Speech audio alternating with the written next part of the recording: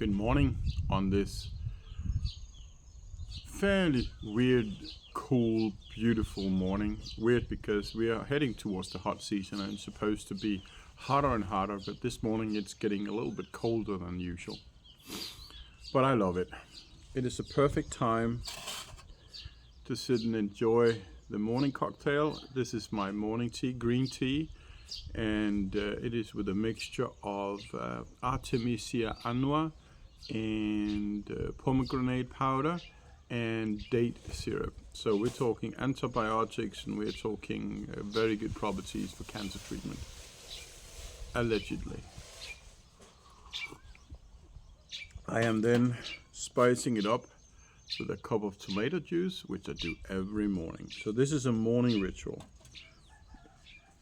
And I have to figure out how to make that morning ritual a reality even when I do travel, because there are a few days of traveling coming up. That's one of the things with these supplements or whatever you do. It's not a magic bullet thing, and that's one of the things I have to keep my eye on. It's a matter of consistency. It's a matter of doing it all the time in a specific rhythm and keep doing it. Because if it was like, oh, you just take one cup of date syrup and now you are clear for the free radicals, or you take green tea and then you're good. No, that's not how it works. It's probably something that takes, maybe, I don't know, maybe a full year, maybe 2 years, I don't know, when you're continuing doing it. We'll find out actually, because this is what the video is also about. As I'm digging around for all this information, I kind of got a helicopter view of it, so to speak. What I mean about that is, if I should summarize my options right now, summarize it, then I have two choices. One is to strengthen my immune system and based on natural remedies, see if I can combat this. Or I should compromise my immune system and then I should let the drugs combat this. But here's the interesting part. When I let the drugs combat it, I am seriously compromising my health in so many ways. I mean, it just takes a little bit of a research and everybody would know what side effects you'll have from surgery, from radiation, from chemotherapy, or the drug therapy. They are endless. I mean, they even state there's a risk of heart attacks for the drugs, and they don't state if there's a heart attack for the drugs. If it was something they theoretically have written out in some mathematical formula, they must have had experiences with that, so they know that that's a side effect. And for them to be forced to write it as well, it's just horrendous.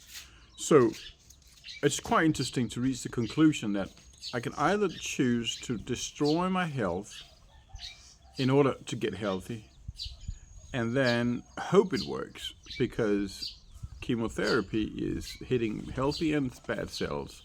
Radiotherapy is hitting good and bad cells and is hoping to kill by the DNA manipulation.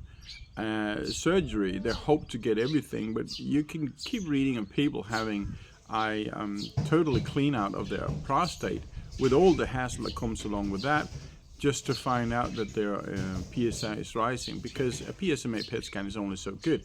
And so they're leaning back and waiting for the results to come and realizing that it has spread. And so while it has spread and metastasizing, they are at the exact same place. With less burden of cancer, obviously, but they're still at the same place as before the operation.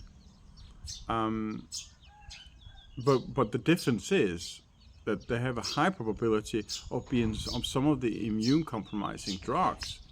And now they have a rise of PSA and they have to battle that, being compromised.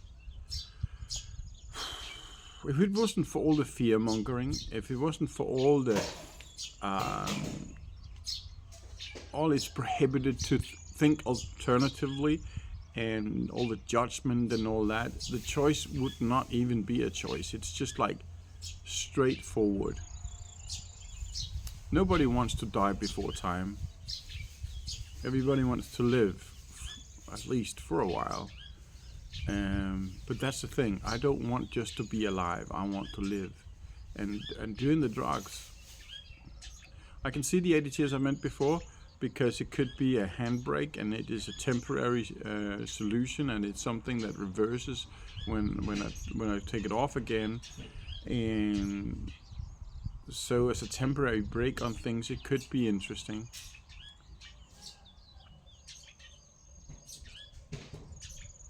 But I'm also thinking, I read somewhere that I think it is radiation that damages the DNA of the cancer cells.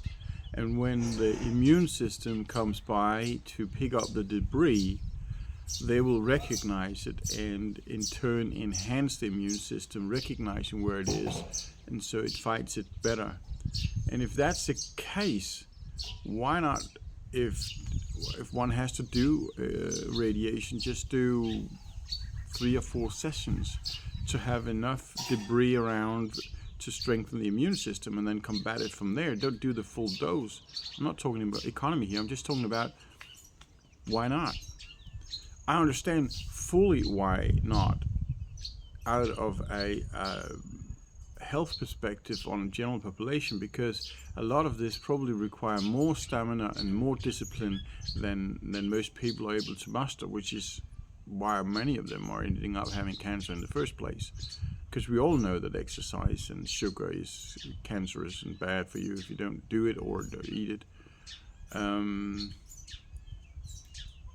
So that's actually a question I have to talk to the radiologist about on the 19th. Oh, that's brilliant. We're Saturday today, so we've got less than a week, and I've got answers from the radiologist. Yeah, so anyway, it's really puzzling me. It really does. But I'm thinking seriously that I know I can think whatever I want, but when I get the result on the 22nd of my PSA, I might even do it the 19th, just because I'm a little bit impatient. But on the other hand, well, 3 days more or less doesn't really make a difference, does it? We'll see. We'll see. So anyway, it's very, very interesting, isn't it? You can go out and you can destroy your health by trying to get healthy, or you can choose to strengthen your health in order to get healthy. But there are nobody who will go out there and tell you, oh, but if you are taking this, then you are blocking these inhibitors, and if you're taking that, then you are blocking the possibility for the cancer to spread because of lack of blood supply, and if you do this and that. There's very little information out there that will support you in doing that, so it's all on your own. But that's one of the things I've got to find time for doing, and that is to research the animal trials that has been done with the various things that I'm using here, like green tea, curcumin, pomegranate, and Artemisia annua, and all the other good things that I'm using, and CBD for that matter. I still need to figure out which one is the right one to use, CBD or THC. Oh, no. Yeah, that's an answer I'm waiting for as well. Anyway, just a little morning babble here, enjoying my morning cocktail. Until next time, stay healthy.